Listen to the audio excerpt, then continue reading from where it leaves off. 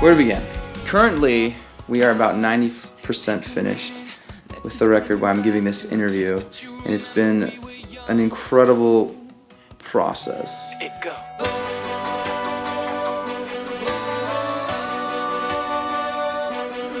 We're on our way to LA, starting the recording process, and this is how we do it. We get Joey to get a guitar and just mess with some chords. Mess with some chords, Joey, right?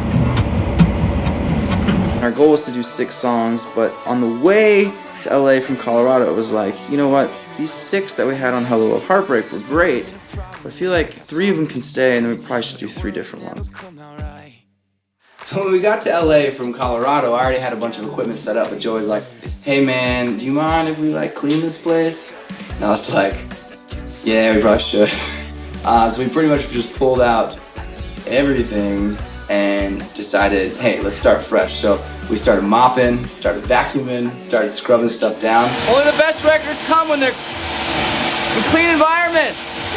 So we came out like the middle of May, started recording stuff, but then freaking Jason Derulo's management calls and they were like, hey, we'd love for you to help promote his single. Would you like to do a song with him? I was like, oh my gosh, yes. After the Jason Derulo thing, it was 2 weeks later, it was like, all right, now we need to focus. We only have 2 weeks to get 9 songs cranked out and then to get 12 songs mixed and mastered. And it was a 2-week period. It was just like, what are we gonna do? It's crazy. So Joey decided to get a blow-up mattress. And he was like, I'm setting up shop here on your living room floor. And we're just gonna work every single day. So our days look like this. You'd wake up, maybe get a workout in, maybe not, depending on the day.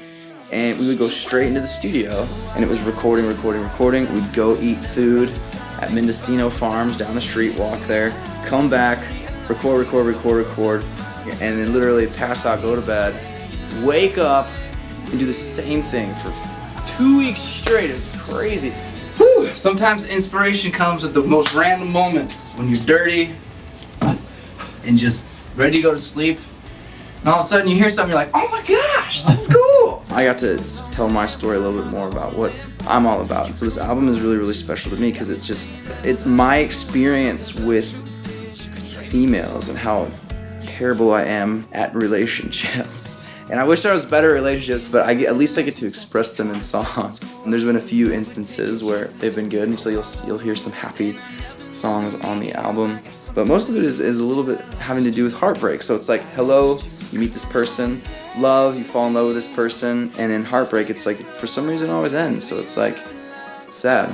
But I got a chance to do that, but especially taking those ideas and those concepts and bringing them together with really, really great songwriters and then expressing those through the production, stuff like that. But it was so cool because we got to work with John Fields, and John Fields, he has had experience with Jonas Brothers and Switchfoot and just done so much great work in the past. It was cool to be able to work with a pro at that level. Being able to do it myself, but at the same time have the help of great people like Joey and John Fields and have them mix and master it so I'm not staying up every single hour of every single day trying to get that thing in. And Joey and I, sometimes we just butted heads. We were like, we had these creative differences, but at the same time at the end it just kind of worked. The amazing thing about this album is that it's like my very, very first album in my whole life. I've been working to be able to just put out something I'm really, really proud of and do it myself. All those skills of like learning how to produce, record, play instruments, and write songs, it's all come to this peak where it's like, finally I get to release something that represents me, and I'm like kind of nervous. It's a piece of yourself. You spend so much time making this art and you love it, and you hope that other people love it as much as you do. But at the same time too, what I learned throughout this process is you can only make music, really music that you love and for yourself.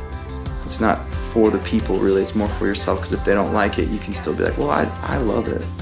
And if you're satisfied with it, then I think that's all that matters. Thank you for making this crazy dream. I'm living in LA, making music for a living. None of this would be possible if you guys weren't on the internet like supporting me and like sharing this with your friends or sharing this with your grandma or, I don't know, buying a song on iTunes. I don't know, it just helps so much. So